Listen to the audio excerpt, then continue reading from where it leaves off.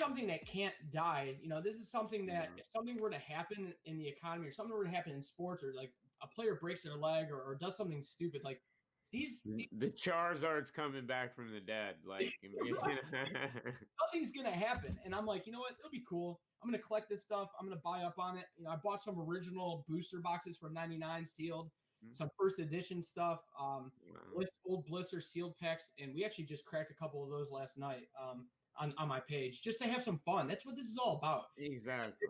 But you know, I want to have fun with it.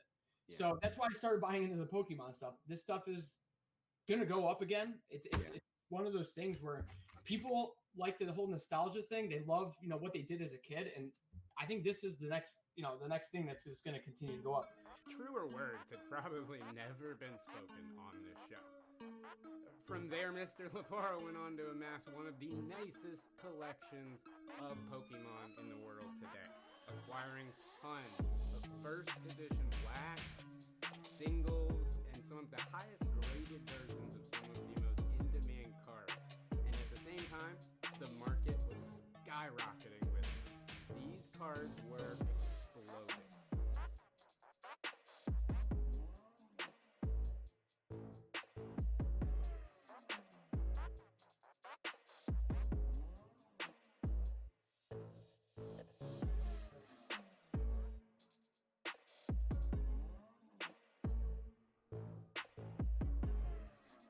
Anthony, seeing this, decided and announced through his Facebook that he would be posting most of his collection through auction through DC Sports 87 consignment services. From there, Anthony packed up and flew his collection over to see Zach and everybody over at DC Sports.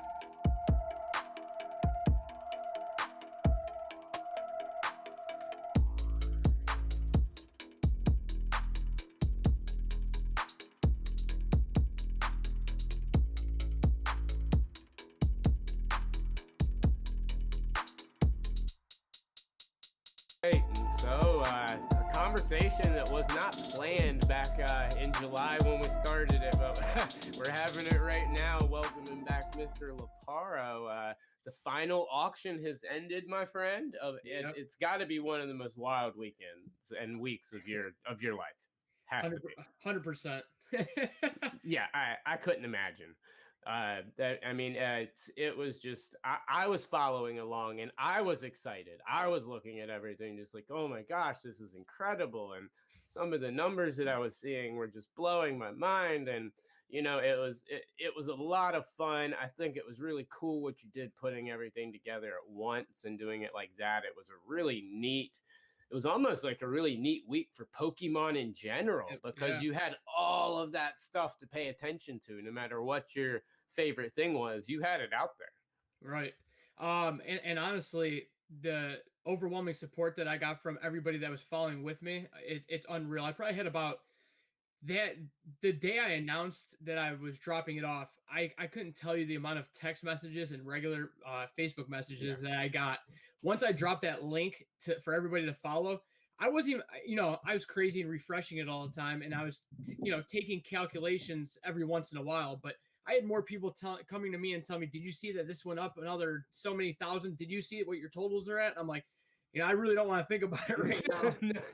And it was just way more overwhelming than I thought. Yeah, it's just crazy.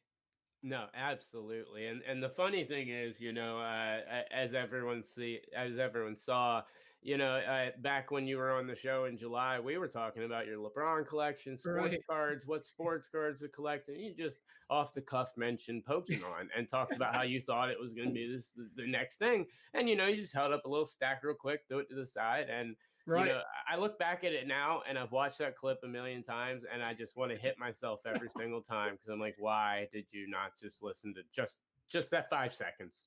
Right. I got that from a lot of people too. Absolutely. So, the auctions have ended now, everything. I'm hoping, at least for your sake, I know it's been wild from even before the auction started with all the travel and everything. I hope everything's winding down. But what did you think of the auctions? How did you think everything went, all things considered? So overall, I mean, I'd be a fool to say I wasn't happy with the results. Right. At first, I was sitting there with my buddies. I was playing cards yesterday, and they knew what was going on, and I was over there just refreshing every 2 seconds. And there was a handful of auctions that I felt could have done a lot better. But then on the flip side of it, there's a ton of things that went for a lot more than I even expected. So it kind of balanced out. And there was 2 auctions in general that if it would have went the way I thought it was going to, I would have hit my goal of the 400,000 that we were talking about. And those 2 the card and the Green Wing Charizard box, the ones that fell short of what I expected, if they would have hit the numbers I thought they would have, I would have hit that goal. So at the end of the day, it is what it is. It was an investment. I kind of went hard on it, and it did pay off. I mean, I cannot complain, not one bit. Oh no, you absolutely went hard on it. You went hard, you went fast, and I love, like I said, we talked about this. I love your strategy on this. You go hard, fast, and quick, and I mean, you look at the payoff. I mean, we've posted up some pics of what these cards were selling for back in July when you were talking. We talked about all of it, and I mean, it's absolutely phenomenal. So you didn't hit the $400,000 goal. I mean, that's a lofty goal for anyone to really do when we're talking Pokemon cards here. What was, if you don't mind me asking, what was the final tally? With the auction that ended today, it came to 346,797, I believe. Congratulations, my friend. That is absolutely impressive. It's incredible, and one of the most amazing investment. Like, it's phenomenal. It honestly, it leaves me speechless sometimes to think that when you were on the show talking about totally different stuff, you mentioned something that had that big of a, I mean, I know you put a lot of money into this. This stuff wasn't cheap. I mean, by any means necessary, but to see it come to that, it's just absolutely incredible. And you mentioned some surprises there. What do you attribute that to? Do you think it's more of just Pokemon collectors? Maybe, some of them weren't out that day, or, what do you honestly think you attribute it to?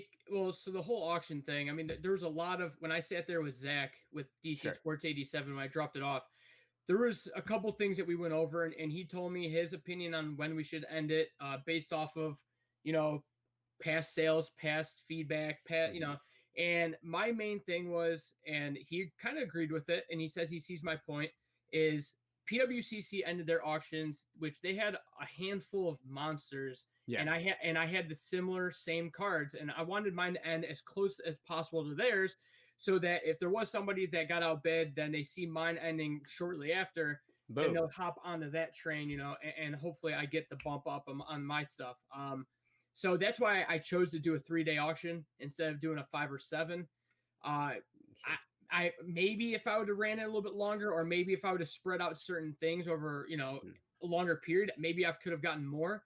But at the end of the day, I mean, this stuff is rare. This stuff is stuff that you don't see every day. So if someone's watching it, they're gonna find a way to go there that night when it ends. So I didn't see that as a big difference to end it 2-3 days earlier or not. So it is what it is. You can't find out now. It's too late. Right. Yeah.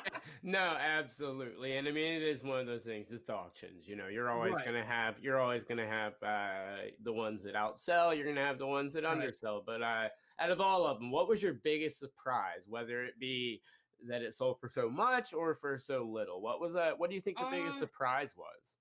The one that sold for here, I can give you 3 off the top of my head that just sticks out. The one that sold the least, obviously, the Green Wing Charizard sealed booster box, only because there's only 3 on eBay, and the lowest priced one out there besides my auction was $125,000 buy it now price. So that's why I put the projection at 50,000, because there's not a lot of them around, and they're really, really popular. People love the art, and that's something that I had a lot of people come to me offering to buy it off me. So I figured that one would hit 50. So when that one hit under 40, that was a little of a surprise. Mm-hmm. Another low one was the 1996 Japanese PSA 10, and it was signed by the artist. Yeah. And I thought for sure that would be at least a $20,000 card right now. It's an undervalued set. I still think that set will go up. That one fell way short than what I thought. But the biggest surprise were the unlimited booster sealed blister packs. I honestly thought they would go for between $750 for the Venusaur to $800 for the Blastoise, to all the way to about $900 maybe for the Charizard ones, because there's different art for different ones. Right. And each one of them hit over $1,200 to $1,500 a piece. So I'm like, I really didn't expect that at all. So that was a huge surprise.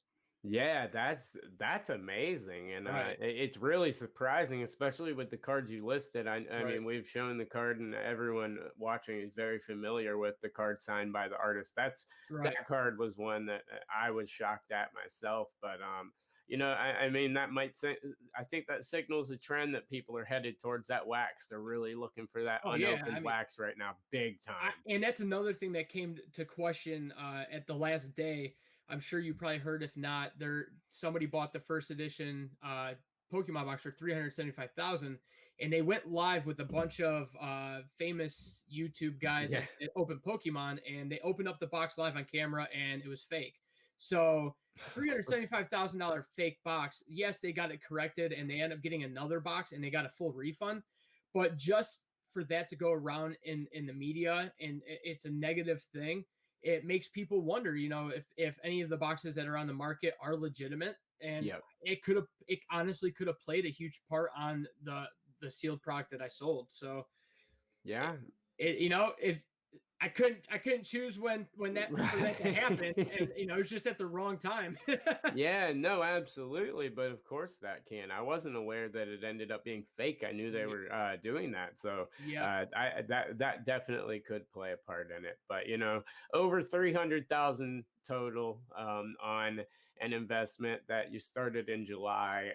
Quite impressive, man. I've got to say it was it's definitely the call of the year, at least in my eyes. I can't see a better one.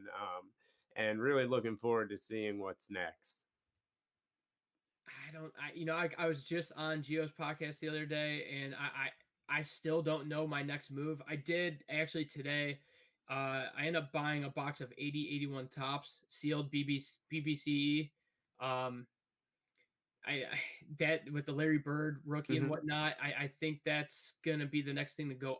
Old wax, that's been my investment. So between the 96, 97 tops chrome with the Kobe rookie, I bought one of those the other day.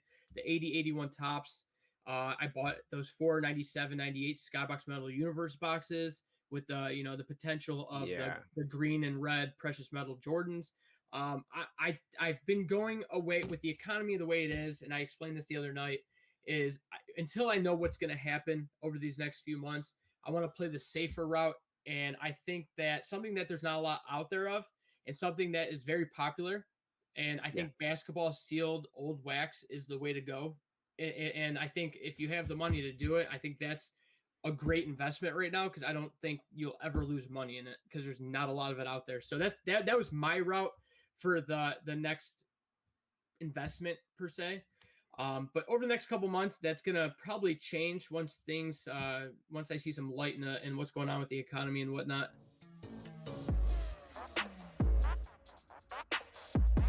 No matter what's next, no matter what route you take, one thing's for sure, this was one of the most impressive calls ever made on Let Me Get That Potograph, and one of the coolest summers I have seen in a long time.